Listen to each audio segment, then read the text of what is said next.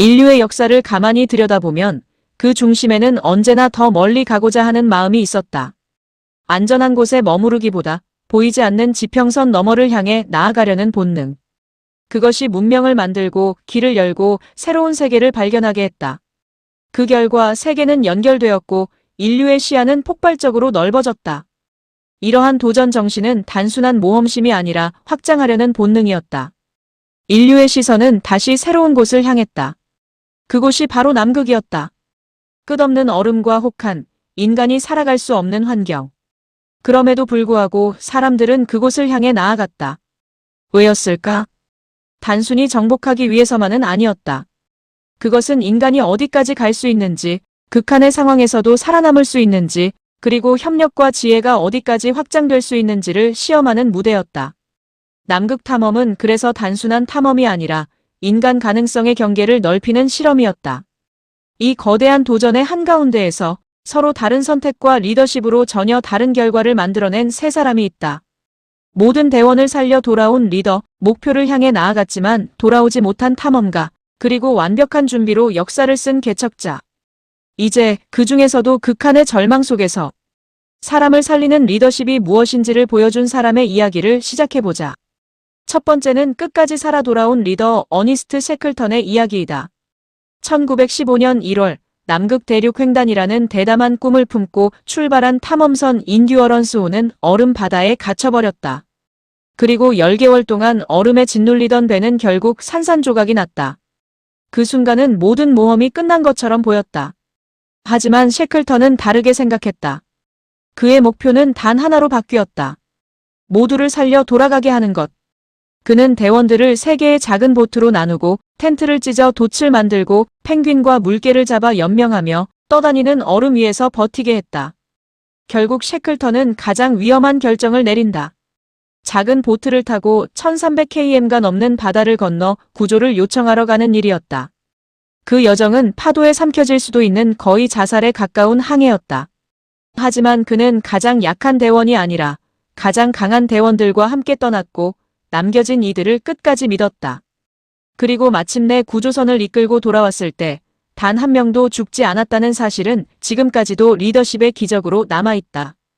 그렇게 결국은 755일 만에 단 한 명의 희생자도 없이 전원이 생還했다. 이 기적 같은 생존의 중심에는 한 가지가 있었다. 사람을 먼저 생각하는 리더십이다. 대원들의 심리를 끝까지 관리했고 희망을 잃지 않도록 계속 방향을 제시했으며 상황에 따라 목표를 유연하게 바꿨다. 셰클턴은 탐험가 이전에 사람을 살리는 리더였다. 두 번째, 같은 땅 다른 결과를 초래한 로버트 펠컨 스콧의 이야기이다.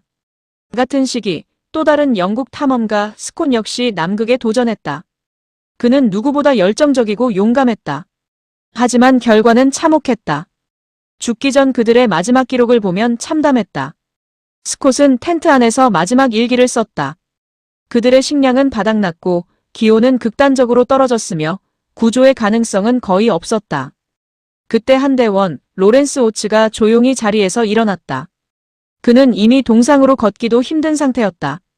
그는 밖으로 나가기 전 이렇게 말했다. 잠깐 나갔다 오겠네. 시간이 좀 걸릴 것 같네. 그리고 그는 눈보라 속으로 걸어 나갔다. 다시는 돌아오지 않았다.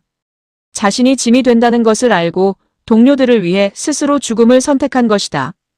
이 장면은 인간의 숭고함을 보여주지만 동시에 준비되지 않은 리더십이 얼마나 많은 희생을 낳는지도 보여준다. 스콧의 일기 마지막 문장은 이렇게 끝난다. 우리는 끝까지 최선을 다했다. 하지만 준비가 부족했다. 그와 대원들은 모두 남극에서 생을 마쳤다. 왜 이런 차이가 생겼을까? 문제는 용기가 아니라 준비였다. 남극에 맞지 않는 조랑말을 썰매로 사용하였고 개썰매와 스키의 중요성을 무시했다.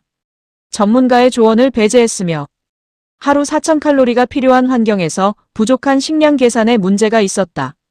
팀 구성과 운영에 미숙함이 있었다.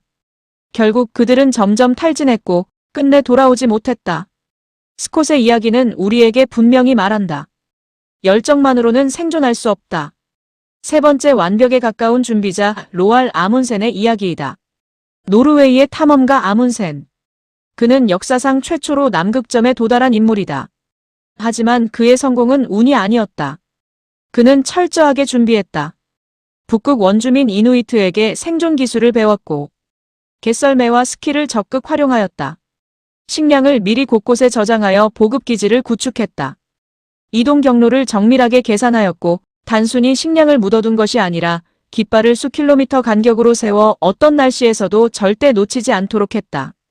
이 덕분에 그의 팀은 단 한 번도 식량 부족 위기에 빠지지 않았다. 팀원들을 철저히 훈련시켰다. 그의 탐험은 극적이지 않았다. 그래서일까? 아문센의 탐험 일지는 의외로 담담하다. 오늘도 계획대로 이동했다. 날씨는 좋았다. 이 평범한 문장이 오히려 그의 위대함을 보여준다. 위기를 만들지 않는 것이 최고의 실력이라는 사실을 증명하기 때문이다. 완벽에 가까운 준비는 위기를 사건이 아니라 과정으로 만든다. 이 세 사람의 이야기는 같은 남극에서 시작되었지만 완전히 다른 결말로 이어졌다. 세 리더의 차이는 확연하다. 특히 이 세 사람 리더들의 특징과 결과를 보면 셰클턴 위기 속 유연한 리더십 전원 생환, 스콘 열정 중심, 준비 부족, 전원 사망, 아문센 마이너스 철저한 준비와 전략으로 최초 남극점 도달. 벤자민 프랭클린의 말처럼 준비에 실패하는 자는 실패를 준비하는 자다. 이 세 사람의 이야기는 그 말을 그대로 증명한다. 하지만 한 가지 더 중요한 차이가 있다. 그것은 준비, 리더십의 측면이다.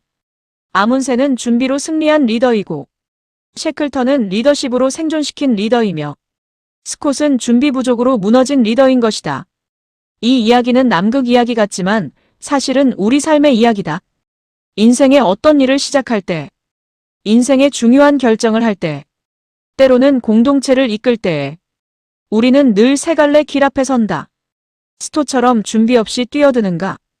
아문젠처럼 철저히 준비하는가? 셰클턴같이 위기 속에서도 사람을 살리는가? 인생을 살다 보면 우리는 자연스럽게 완벽함을 추구하게 된다. 계획을 세우고 그 계획대로 잘 흘러가기를 기대한다. 실수 없이, 오차 없이 가장 효율적인 길을 찾으려고 애쓴다. 하지만 막상 살아보면 알게 된다. 인생은 그렇게 깔끔하게 정리되는 구조가 아니라는 것을 말이다. 오히려 예상하지 못한 변수들, 계획에 없던 일들, 심지어 불순물처럼 보이는 요소들이 우리의 삶을 더 흥미롭고 깊이 있게 만든다. 사람들이 축구를 좋아하는 이유를 생각해보면 그 단서를 찾을 수 있다. 축구는 기본적으로 실력의 스포츠다. 전술, 체력, 조직력, 개인기량 이 모든 요소가 결과에 영향을 미친다. 그래서 일반적으로는 더 잘 준비된 팀, 더 실력이 좋은 팀이 승리한다. 그런데 축구의 묘미는 항상 그렇지 않다는 점이다. 분명히 전력이 약한 팀인데 강팀을 이기는 이변이 일어난다. 한 번의 실수, 한 번의 판단, 한 번의 우연한 상황이 경기 전체를 뒤집어 놓는다. 그래서 사람들은 말한다. 축구공은 둥글다. 직접 차보기 전에는 결과를 모른다는 뜻이다. 만약 축구가 100% 실력대로만 결정된다면 어떻게 될까? 경기 결과가 늘 예상 가능하다면 긴장감은 사라지고 감동도 줄어들 것이다. 그런데 축구에는 늘 의외성이 있다.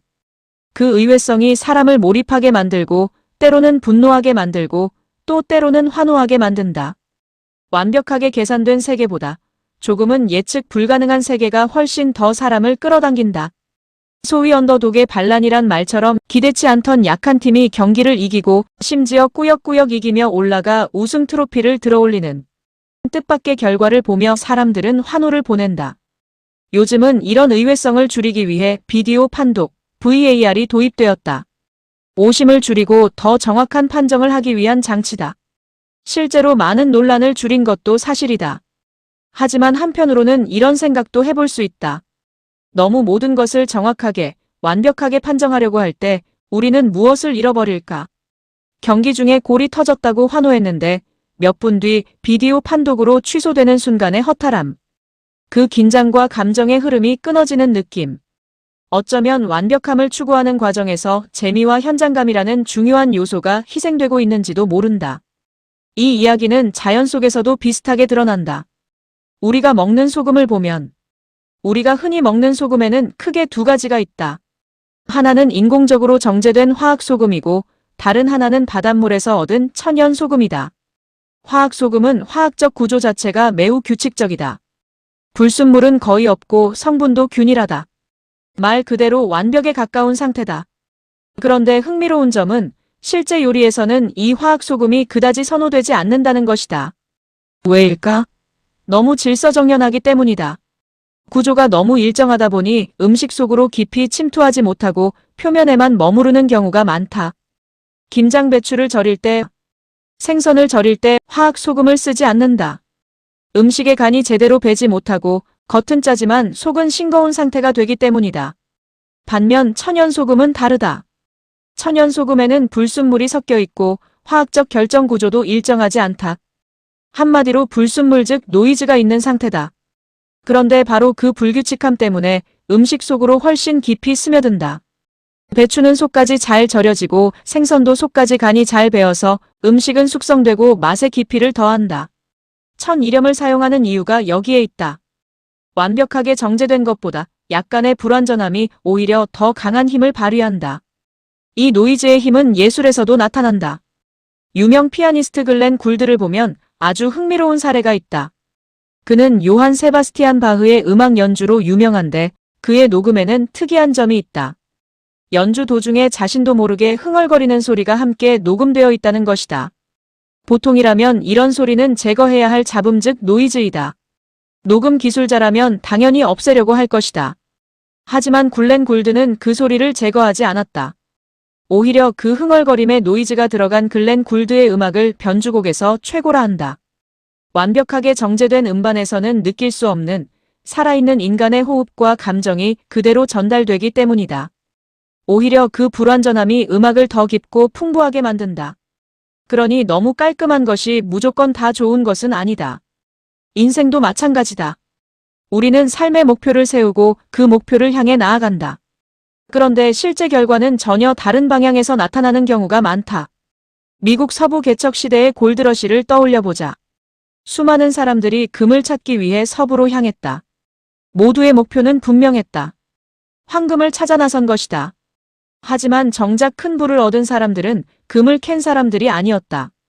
금을 캐러 온 사람들에게 필요한 물건을 팔던 사람들이었다. 골드러시 덕분에 돈을 번 사람 중에 리바이 스트라우스가 있다. 그가 황금을 찾아 샌프란시스코에 도착했을 때 크게 실망하고 말았다. 이미 사람들이 금광을 선점해버린 것이다. 그는 그곳에서 먹고 살기 위해 천과 의류를 파는 행상을 해야 했다. 그런데 마차 지붕에 쓸 범포를 쓰려고 사간 광부가 물이 샌다고 환불을 요구했다. 범포는 배의 돛으로 사용하는 튼튼하고 긴 천이다. 리바이는 당장 환불해줄 현금이 없었다. 그는 광부의 해진 바지를 보고는 환불 대신 그 천으로 튼튼한 광산 작업용 바지를 만들어주겠다고 제안했다. 이후 범포로 만든 바지는 광부들에게 인기가 많아 잘 팔렸다. 이렇게 해서 만들어진 청바지가 리바이스이다. 오늘날에도 자유와 젊음, 시대를 초월한 실용의 상징으로 통한다. 또 어떤 사람은 금을 찾으러 갔다가 금이 아니라 석유를 발견하게 되었고 그것이 훨씬 더 큰 산업으로 이어지기도 했다. 처음의 목표는 분명 금이었다. 하지만 실제로 인생을 바꾼 것은 전혀 예상하지 못했던 다른 것이었다. 이처럼 인생은 우리가 정해놓은 목표 그대로만 이루어지지 않는다. 오히려 그 과정에서 만나는 뜻밖의 기회들이 더 큰 결과를 만들어내기도 한다. 그래서 우리가 한 가지 다시 생각해 볼 필요가 있다.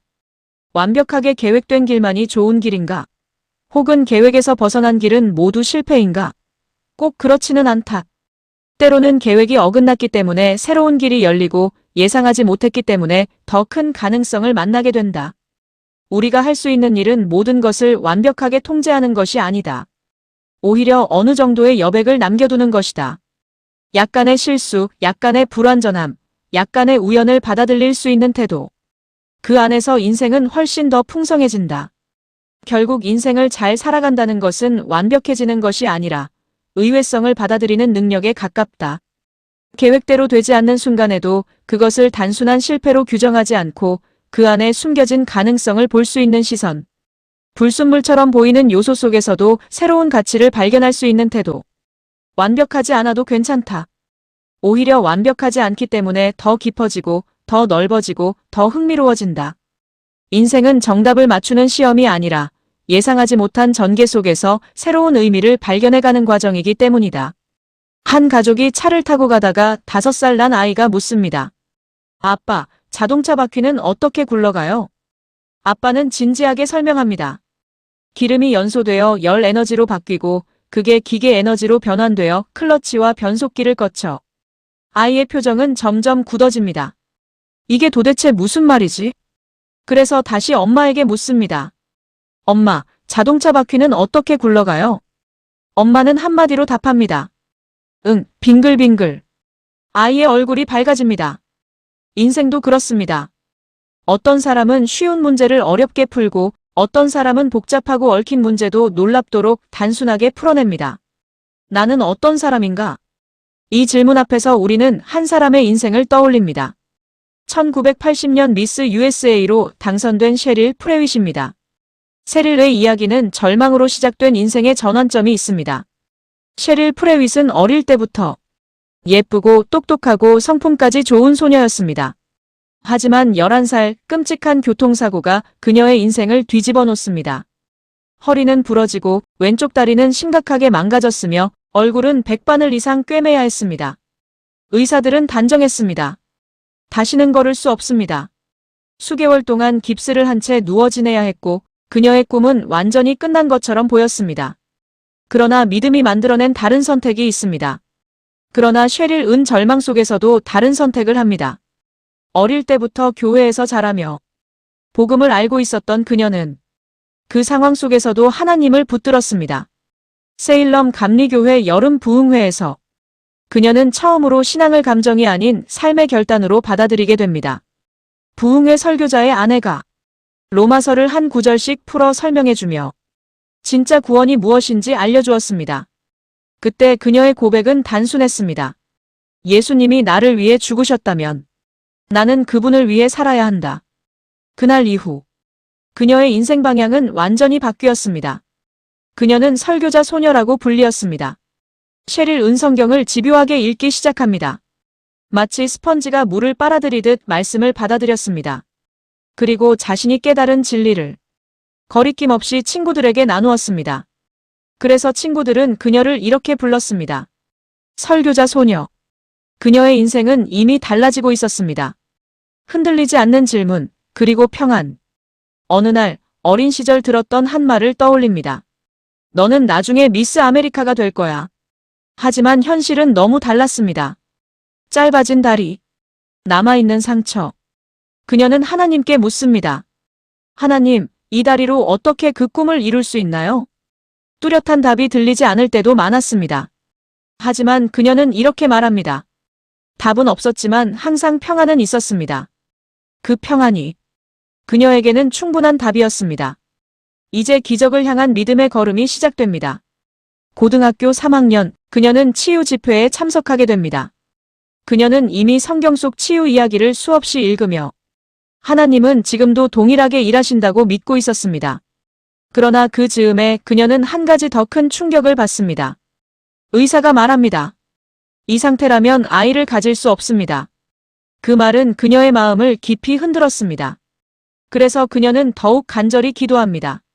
주님, 저를 온전히 회복시켜 주세요. 주님을 위해 살 수 있도록 필요한 모든 것을 주세요. 그날 밤, 감각이 없던 다리에 감각이 돌아오기 시작합니다. 그리고 시간이 지나면서 놀라운 변화가 일어납니다. 짧았던 다리가 자라나고 그녀는 다시 걷기 시작합니다. 엄청난 재활과 노력 끝에 불가능이 가능으로 바뀌었습니다. 이후 셰릴 프레윗은 실패 속에서 계속 배워나갑니다. 그녀는 다시 꿈을 향해 나아갑니다. 미인 대회에 도전하지만 결과는 연속된 실패였습니다. 지역대회 탈락, 주대회 탈락, 또다시 탈락, 4번의 실패. 하지만 그녀는 포기하지 않았습니다. 그 과정 속에서 인내, 끈기, 겸손을 배웠습니다. 그녀는 이렇게 말합니다. 나는 어떤 목표든 100% 이상을 쏟지 않으면 시작하지 않았다. 마침내 열린 길이 있습니다. 가족과 친구들의 격려, 심지어 반대하던 아버지의 지지까지 더해져 그녀는 다시 도전합니다. 미스 스타크빌 우승, 미스 미시시피 우승, 그리고 마침내 수만 분의 1 확률을 뚫고 1980년 미스 USA 왕관을 차지합니다. 왕관보다 더 중요한 것. 모든 언론이 집중한 그 순간 그녀는 자신을 자랑하지 않았습니다. 대신 이렇게 고백합니다. 저는 걷지 못하던 사람이었습니다. 하지만 하나님이 저를 고쳐주셨습니다. 이 간증은 미국 전역으로 퍼졌고 전 세계에 소개되었습니다. 수많은 사람들이 하나님을 다시 생각하게 되었습니다. 그런데 진짜 믿음은 여기서 드러납니다. 그런데 그녀의 인생은 기적에서만 끝나지 않았습니다. 사역자로 살며 전 세계를 다니던 그녀에게 가장 큰 시련이 찾아옵니다. 5살 딸이 치유 불가능한 뇌종양 판정을 받은 것입니다. 수많은 기도, 수많은 눈물. 그러나 결국 딸은 세상을 떠납니다. 그녀는 처음으로 기도한 것이 이루어지지 않는 경험을 합니다. 분노, 슬픔, 절망이 몰려옵니다. 그럼에도 불구하고 그녀는 하나님을 떠나지 않았습니다. 내가 아는 길은 오직 하나님뿐이었다. 그녀는 다시 말씀으로 돌아가 매 순간 하나님을 붙들었습니다. 결론 복잡하게 살지 말라.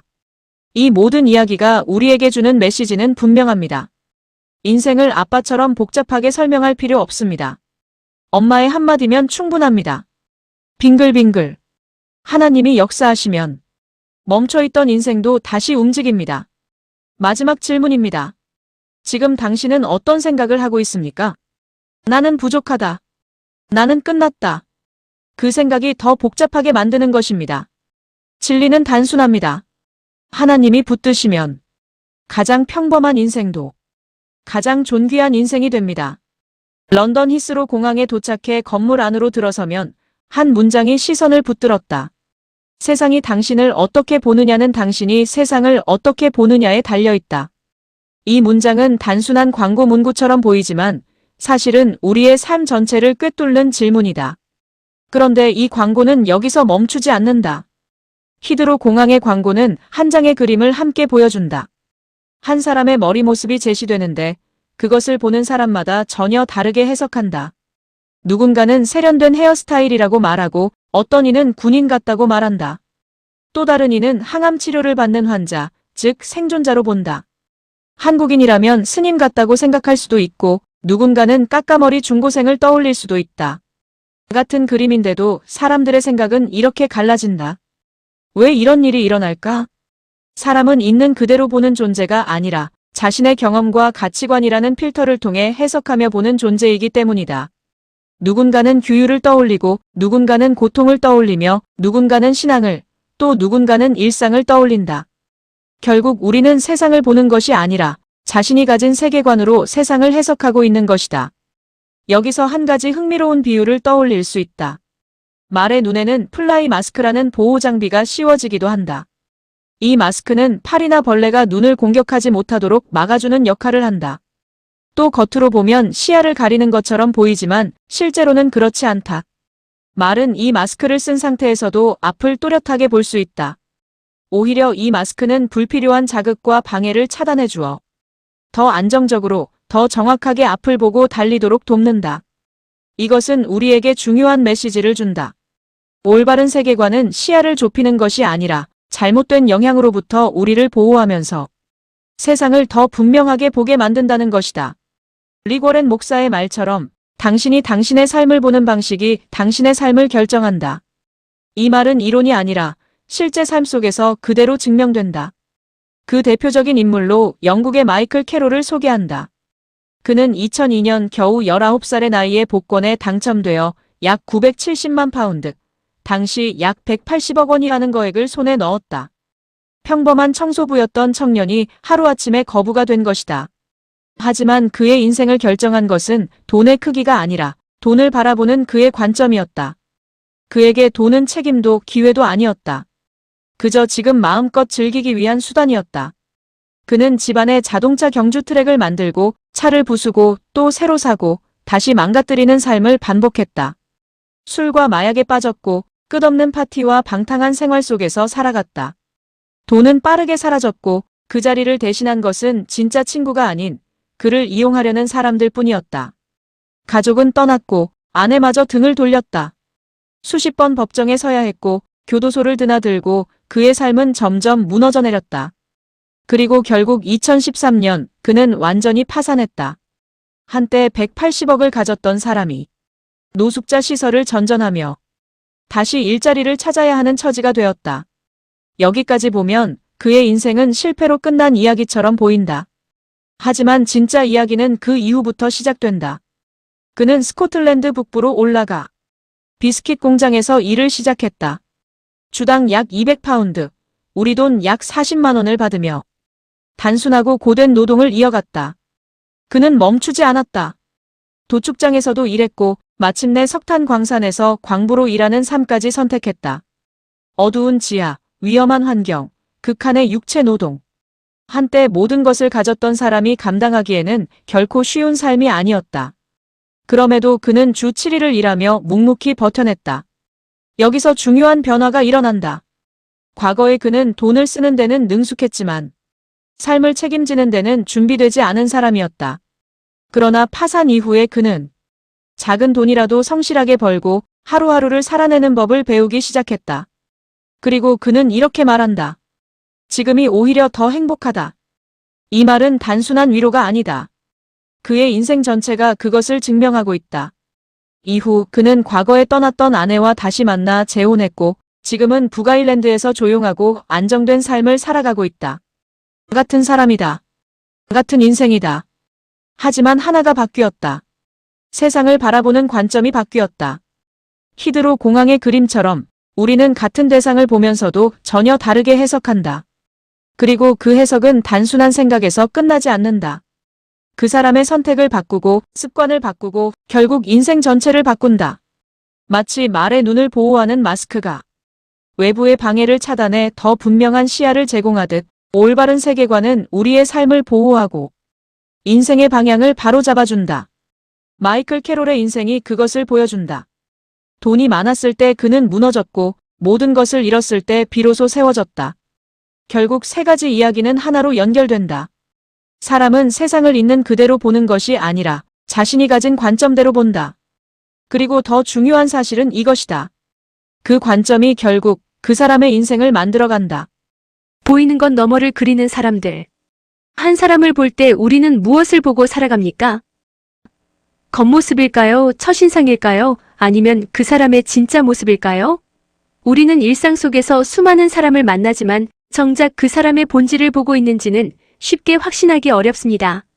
오늘 우리는 동아시아 3국의 초상화와 자유의 여신상 이야기를 통해 보이는 것과 보이지 않는 것, 그리고 겉과 속이라는 주제를 함께 생각해 보려 합니다. 먼저 초상화라는 장르를 생각해 보면 그것은 단순히 얼굴을 그리는 그림이 아닙니다.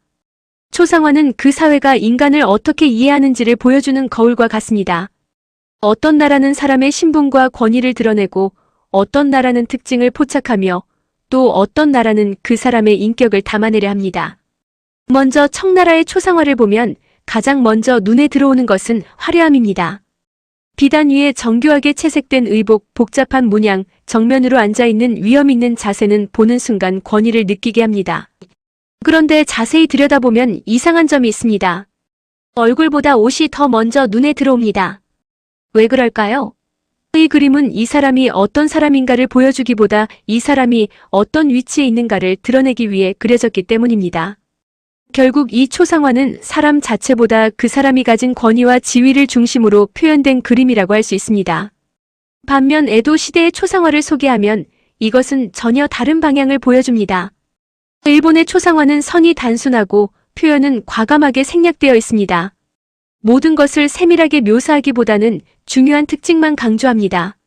주름은 더 크게 드러내고 인물의 개성을 보여주는 요소는 강하게 부각시키며 나머지는 과감히 덜어냅니다.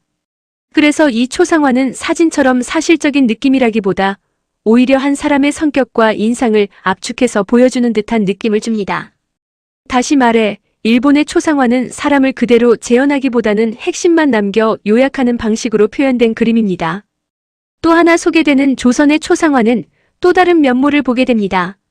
우암 송시열의 초상화인데 화려함도 없고 과장도 없으며 생략도 거의 없습니다. 대신 놀라울 정도로 정직한 묘사가 이루어집니다.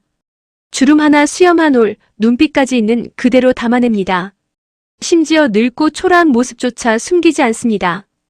왜 이렇게까지 사실적으로 그렸을까요? 그것은 단순히 외형을 기록하기 위해서가 아니라 그 사람의 인품과 삶의 흔적을 그대로 담아내기 위함이었습니다. 조선의 초상화는 잘 보이기 위한 그림이 아니라 있는 그대로를 정직하게 남기려는 기록이자 성찰의 결과였습니다. 이렇게 세 나라의 초상화를 비교해보면 분명한 차이가 드러납니다. 중국은 지위를 그렸고 일본은 특징을 그렸으며 한국은 사람 자체를 그렸습니다. 같은 초상화라는 장르 안에서도 무엇을 중요하게 보느냐에 따라 표현은 완전히 달라집니다. 이 지점에서 우리는 자연스럽게 한 가지 질문을 마주하게 됩니다. 우리는 지금 무엇을 보고 살아가고 있을까요? 보이는 모습입니까? 보여지는 이미지입니까? 아니면 보이지 않는 본질입니까? 이 질문을 마음에 품고 이제 자유의 여신상을 보겠습니다. 뉴욕 맨해튼 남쪽에 위치한 이 거대한 조형물은 높이 약 46m, 받침대까지 합치면 약 93.5m에 달합니다. 손가락 하나의 길이만 해도 2.44m에 이를 정도로 압도적인 규모를 자랑합니다. 그래서 단순히 여신상이라기보다 하나의 거대한 존재, 말 그대로 거인처럼 느껴지기도 합니다. 이 조형물은 1884년 프랑스가 미국의 독립을 기념하며 국민들의 모금으로 제작해 선물한 것이고 제작은 프레데릭 바르톨디가 맡았습니다. 그런데 이 자유의 여신상에는 우리가 쉽게 지나칠 수 없는 한 가지 중요한 특징이 있습니다. 바로 꼭대기 약 90m 높이에 있는 머리카락 부분입니다. 그곳은 밑에서 올려다보는 사람의 눈에는 거의 보이지 않는 영역입니다. 그런데도 그 머리카락은 매우 가지런하고 정교하게 만들어져 있습니다. 보이지도 않는 곳을 왜 그렇게까지 세밀하게 만들었을까요? 이 질문에 대한 제작자의 대답은 단순하지만 깊은 울림을 줍니다. 이것은 하늘의 하나님이 보신다. 새가 본다. 그리고 미래의 사람들이 보게 될 것이다. 이 말은 단순한 기술적 완성도를 넘어 보이지 않는 것에 대한 태도를 보여줍니다. 이제 다시 초상화로 돌아가 보면 세 나라의 차이가 더 분명하게 연결됩니다. 중국은 보여지는 권위를 강조했고 일본은 드러나는 특징을 선택했으며 한국은 숨길 수 없는 인품을 담아냈습니다. 그리고 자유의 여신상은 우리에게 한 가지를 더 말해줍니다. 보이지 않는 것 역시 결코 중요하지 않은 것이 아니라는 사실입니다. 이 지점에서 우리의 삶과 태도를 돌아보게 됩니다. 우리의 삶은 사람들 앞에서만 존재하는 것이 아닙니다. 언제나 하나님 앞에서의 삶을 의미합니다. 사람들이 보지 않아도 인정하지 않아도 드러나지 않아도 하나님은 보신다는 태도입니다. 그래서 결국 우리의 삶은 겉으로 드러나는 모습이 전부가 아닙니다. 아무도 보지 않는 자리에서 어떻게 살아가느냐에 의해 결정됩니다. 보이는 자리에서만 바른 사람이 아니라 보이지 않는 자리에서도 동일한 모습으로 살아가는 것, 그것이 진짜 삶의 모습입니다. 초상화들은 우리에게 묻습니다. 당신은 무엇을 드러내며 살고 있는가? 자유의 여신상은 말합니다. 보이지 않는 것도 중요하다. 보이는 곳에서 위대한 사람이 되는 것보다 더 중요한 것은 보이지 않는 곳에서도 동일한 사람이 되는 것입니다. 그것이야말로 우리가 추구해야 할 진짜 삶의 태도이고 가치입니다.